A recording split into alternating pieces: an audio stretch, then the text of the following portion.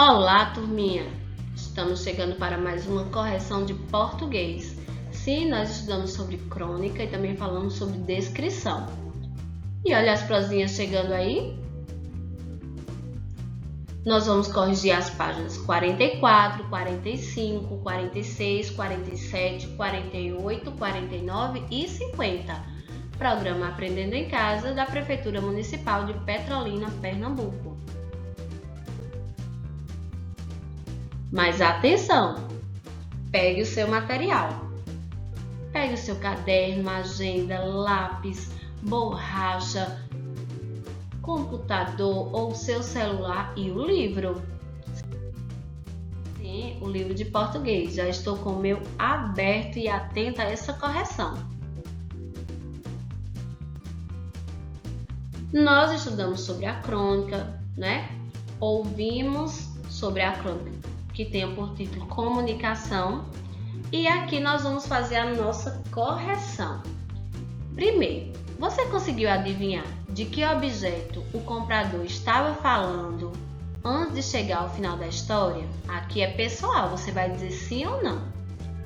A crônica Comunicação tem o mesmo significado de crônica mencionado por você e por outras pessoas da sua casa quando você começou a ler? Também é pessoal, você vai dizer sim ou não, se é o que você imaginar. Terceira questão, a crônica Comunicação é uma narrativa. Quais são os personagens dessa história? Um comprador e um vendedor. Qual é mesmo o assunto da história? O comprador, além de se esquecer do nome do produto, não consegue explicar ao vendedor o que quer comprar. Esse é o assunto da história, né? Um comprador esquecido e muito atrapalhado.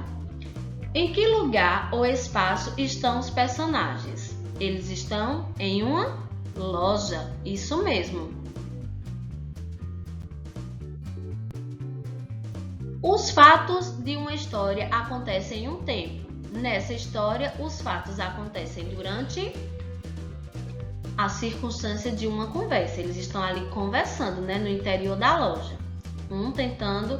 O vendedor tentando atendê-lo, né, com toda a paciência do mundo, e o comprador dizendo 1000 características de um objeto que ele queria comprar. Na sétima questão, é para você reler o início da crônica, e aqui você vai marcar um X na alternativa que completa adequadamente a informação. O início da crônica é contado por um narrador. Esse narrador conta o que acontece na história como se falasse com o leitor da crônica, né? Contando para nós. Então, ele é só um narrador o quê? Observador. Oitavo, em um momento, né, da crônica, o comprador diz: a palavra me escapou por completo. O que significa isso? Que ele esqueceu completamente a palavra. Presta atenção nas minhas mãos. Considerando esse trecho, responda que outra forma de comunicação ou outra linguagem o comprador usou, né, para ser entendido pelo vendedor. Ele usou os gestos, né, ou seja, a linguagem gestual. Na questão 10, ao perceber que o comprador não conseguia descrever, né, o que desejava, o vendedor pediu a ele que ele o quê? Que ele desenhasse. E aqui na questão 11, você deveria copiar, né, deve ter copiado aí da crônica pelo menos uma pergunta. Aí eu coloquei algumas para você ver se você colocou uma dessas, né? As perguntas que o vendedor fez para facilitar. Essa coisa que o senhor quer é feita de quê? Ela se move? Outra pergunta que ele fez, né? Tem mais de uma peça? Já vem montado? Para que serve? Em sua opinião, o vendedor foi paciente com o comprador?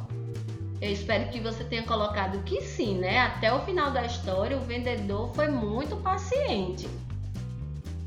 Então, nós vimos que é importante para a construção da crônica, né? colocar personagens, o enredo, o espaço, colocar ali o narrador como participante ou como observador e quando a ação acontece, né, que é o tempo.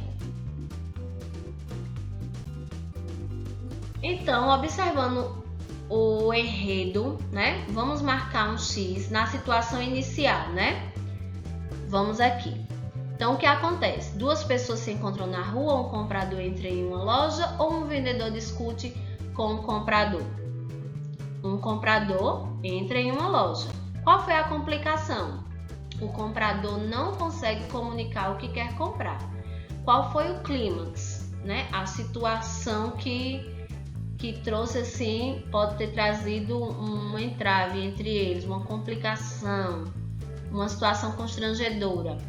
O comprador quer chamar o gerente, ele faz, chame o gerente. Por quê? Porque ele acha que é o vendedor que não está sabendo, né? Não está conseguindo entender, não está conseguindo localizar e ele quer logo que chame o gerente. Tem gente que é assim, né? E o desfecho foi qual? O vendedor fala a palavra que faz o comprador lembrar o nome do objeto que estava procurando. Então, depois de muito conversar, né, do comprador dizer muitas características, o vendedor conseguiu identificar o objeto que ele queria comprar. Aqui na página 48, com exceção do primeiro parágrafo, todos os outros são iniciados e terminados pelo sinal de aspas. O que as aspas indicam? Elas marcam as falas de cada um dos personagens, certo? A crônica que você leu foi construída pelo diálogo entre dois personagens, vendedor e comprador. Que fato dificultou o sucesso dessa comunicação? Foi o fato de o comprador ter esquecido o nome do objeto que queria comprar. Nós temos aqui algumas falas, né, do comprador, falas do vendedor.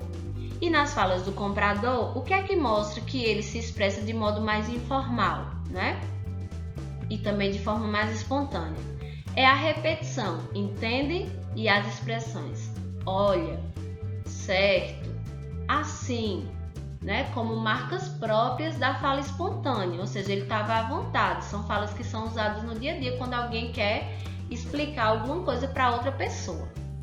E na fala do vendedor, a fala dele foi mais formal, né? Ele estava no ambiente de trabalho, ele não podia atender de todo jeito. E aí ele faz o quê? Pois não, cavalheiro, sim senhor. E isso, né, essas expressões revelam um tratamento mais cerimonioso, mais formal.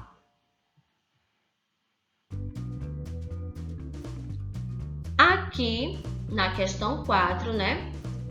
Na letra A, nós vamos escolher a alternativa que melhor completa a frase a seguir. Podemos afirmar que a descrição feita pelo comprador é o quê? Confusa, né? Ele confundiu muito o vendedor. E na letra B, nós devemos grifar no trecho acima a palavra que dá a ideia de que o comprador faz gesto para explicar como o objeto é. E a palavra é assim, né? Você vai grifar, tá bom? Na letra C, ainda nesse trecho, o comprador emprega várias vezes a palavra entende. Assinale a alternativa que melhor indica a finalidade dessa repetição. Por que ele ficou usando tanto a palavra entende? Para manter o vendedor atento, né? Porque ele queria muito comprar aquele objeto. Como ele não estava conseguindo dizer, ele ficou com medo, né, do vendedor não prestar atenção e ele ficou, entende? Né? E na outra ponta tem uma espécie de encaixe, entende? Né? Isso que eu quero tem uma ponta assim, entende? Depois vem assim, assim, faz uma volta e na outra ponta tem uma espécie de encaixe, entende? Então era para o vendedor ficar atento. E aí, quando se usa a palavra pomba, né? Aí ele faz assim, ó, pomba, que cabeça minha, a palavra que escapou por completo, né? A palavra me escapou por completo. É uma coisa simples, conhecidíssima. A primeira coisa, circular as reticências, certo? E depois Prestando atenção nessa expressão, né? Então, acompanhado das reticências, essa expressão quer dizer o quê? Que ele estava com dúvida, né? Que ele hesitou. E as reticências estão logo, né? Aqui, depois das palavras ok? Ó, elas estão ali.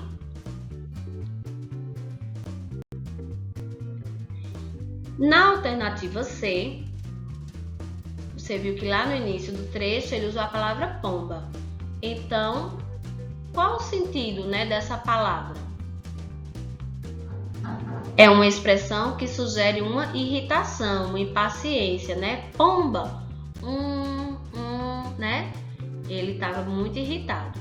E aqui você tinha que ler as expressões e associar. Se era uma expressão de pausa, né? A pontuação estava trazendo pausa, interrupção, dúvida, hesitação, manter a atenção do ouvinte, repetição. Então vamos lá.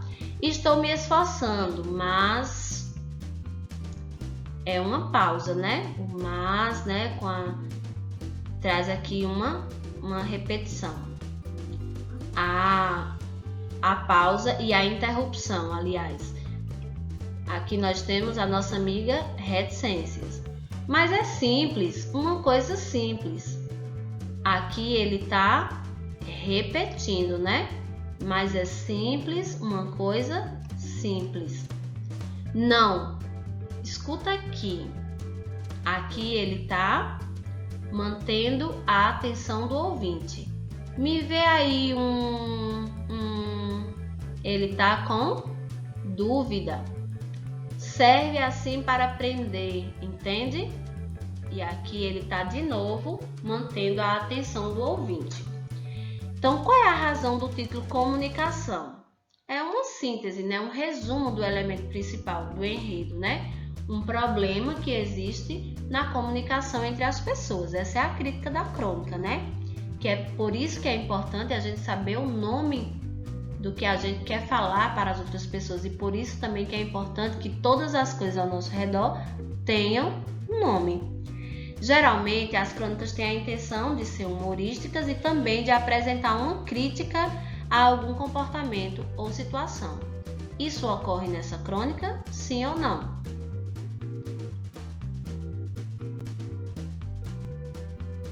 Que legal, você acompanhou toda a correção e eu tenho certeza que você caprichou. Adorei sua participação.